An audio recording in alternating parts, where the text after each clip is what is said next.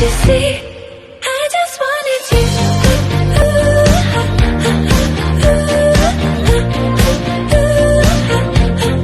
I just wanted you.